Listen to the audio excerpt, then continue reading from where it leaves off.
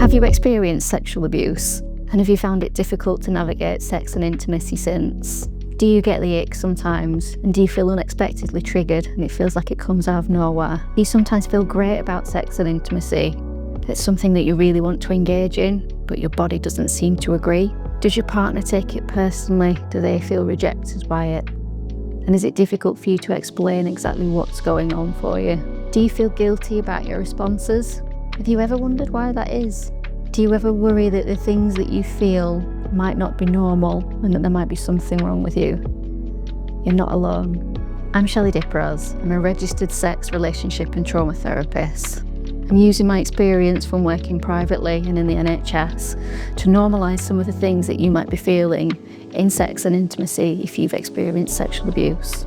Some of your reactions might feel unsavoury and unexpected, and some of what we talk about in this series might be uncomfortable for you to hear. I'm going to go about it and deliver it as gently and kindly as I can. In this 5-part series funded by the South Yorkshire Crime Prevention Unit, we'll be exploring some of the things that you might have feared speaking about. My hope is to normalise some of the responses that you might be feeling and to help you connect positively to your sexual self again.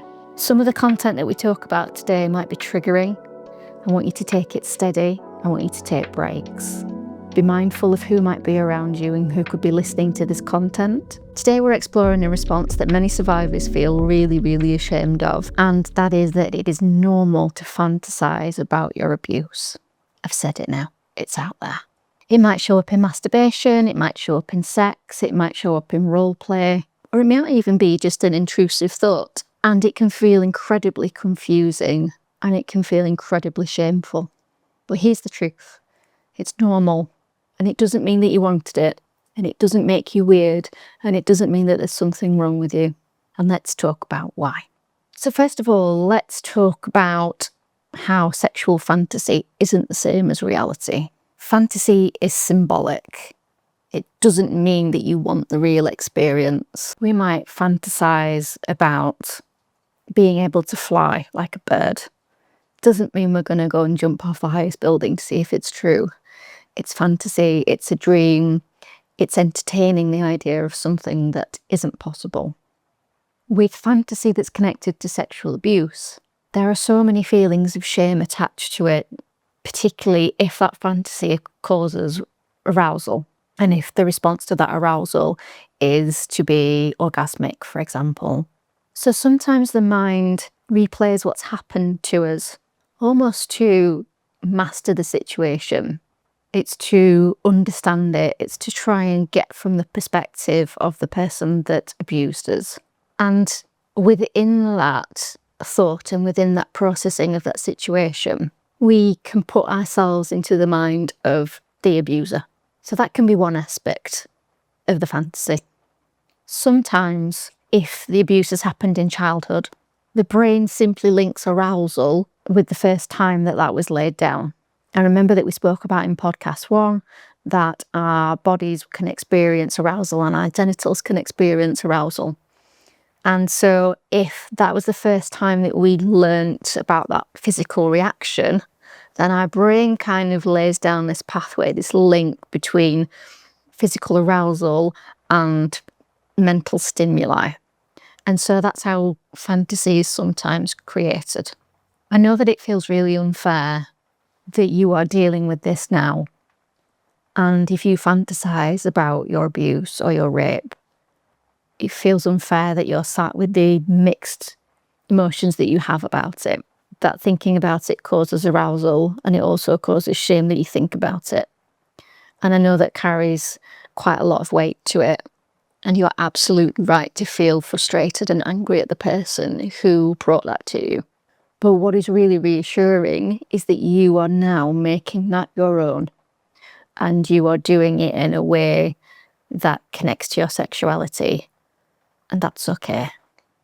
And when I say sexuality, I'm not just talking about who you're attracted to in terms of straight, gay, whatever. I'm talking about our sexual selves and how we connect to that. Some of this is especially true if the abuse happened to you when you were young. Your developing body might have liked certain situations and even if the things that were happening were frightening or painful. Sometimes our body still will feel pleasant sensations, even though those situations are traumatic. So, to answer the question, why do we fantasize and why do we go back to fantasy? And why do we find that oddly soothing?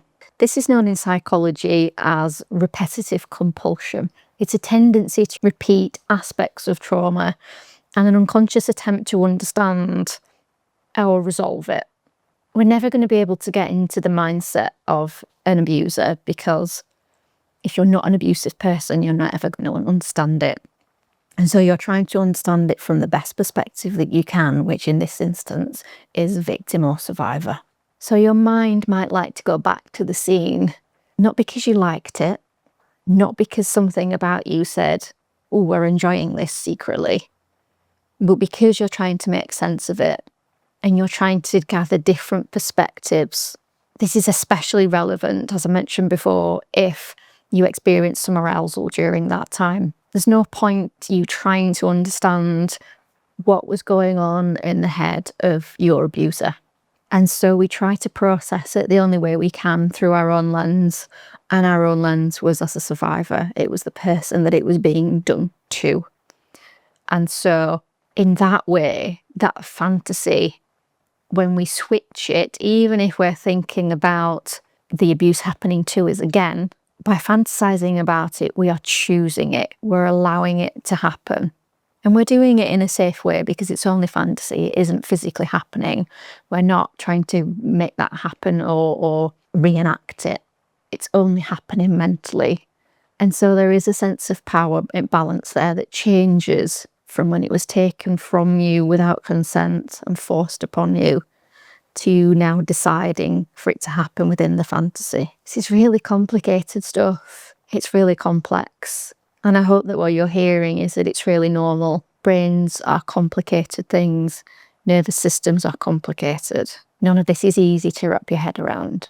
Fantasizing about abuse doesn't mean that you enjoyed it. It doesn't mean that you enjoy thinking about abuse now. It doesn't make you unsafe or unwell. It doesn't mean that you're going to become abusive. It means that your mind is trying to find a way to make sense of what it couldn't make sense of at the time. It means that your mind is trying to take it into a way that feels comfortable for you and palatable. And if you fantasize about abuse, or you even like to enact a role play with a partner, and that's done under safe and consensual boundaries that you've agreed beforehand, that's okay. So I want to talk about the role of shame. Shame around these fantasies can be absolutely huge. Certainly what I see in my practice is people are really frightened to tell me. They're really nervous that I will judge them, that I'll think badly of them.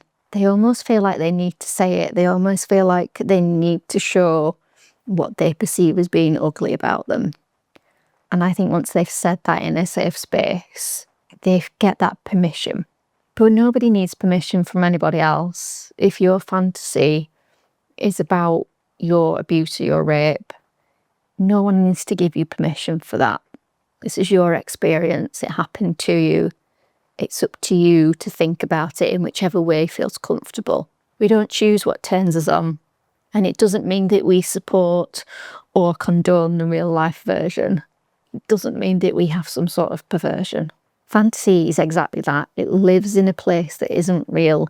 It's safe to process. It's safe to reenact scenarios where you are in charge, where you're deciding what's happening. You get to say what happens to you. You're not alone in this experience. As long as what you're doing and how you're going about it is safe, legal, and no one's getting hurt, and it just happens inside your head, you can fantasize whatever you want to fantasize about. And if it helps you to understand what was going on and take back your power, it absolutely is your right. So let's have a chat about moving forward. If these fantasies trouble you, if the thoughts about them become intrusive, working with a trauma-informed sex therapist can really help with that. and you can unpack them gently and safely in a space where you feel comfortable doing so, and you will be helped in a positive way. You don't have to talk about the details. Sharing fantasies of any kind is never required in sex therapy, but you can be helped to explore about how you're reacting to the idea of them. By naming the shame, by recognising the pattern, giving yourself permission to understand it, can bring enormous relief. I really hope that as you're sat listening to me now, that you're in your car or perhaps you're running or walking, I really hope that you're hearing that you can give yourself that permission and you can give yourself that power. And that's what's happening within those fantasies. You deserve pleasure that feels safe and chosen. You deserve to be free from shame, and you're allowed to take small steps towards your healing. I hope that just by hearing this podcast, you start realising that you're not the only one, that your body did what it was wired to do, that you are normal, you are capable of being a sexual being, you are entitled and allowed to be orgasmic and experience arousal and pleasure, and you're allowed to be angry, and your story matters. You're allowed to take your time. Thank you for spending this time with me today. Thank you for being so brave. If anything about this episode has been hard to hear, I encourage you to take care of yourself. Take a break, maybe take a walk, talk to someone that you feel safe with.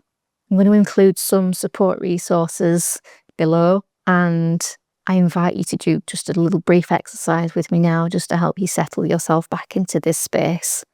I appreciate you have got to go on with your day today, so let's get you into a nice place. So what I'm going to invite you to do right now is to just look around your space, and I just want you to find 5 things that you can see, and I want you to say them out loud really nicely. So we're just looking around, finding 5 things that we can see, saying them out loud. The reason that we say them out loud is that it's quite grounding within itself just to speak out loud, particularly when you spend a period listening to quite difficult things. Then what we're going to do is we're going to find 4 things that we can touch. So we can touch our hands, you might feel your bottom on the seat, you might feel your feet on the floor, you might feel your back against the chair. We're going to find 3 things that we can hear. I can hear the rain today, I can hear my voice, I can hear some birds singing. We're going to find 2 things that we can smell.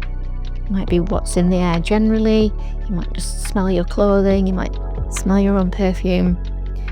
And we're just going to think about 1 thing that we can taste, which is usually the last thing we've eaten. I hope that's brought you back into a nice centered space where you feel present and you know that you're in the here and now. Thank you for listening. Go gently.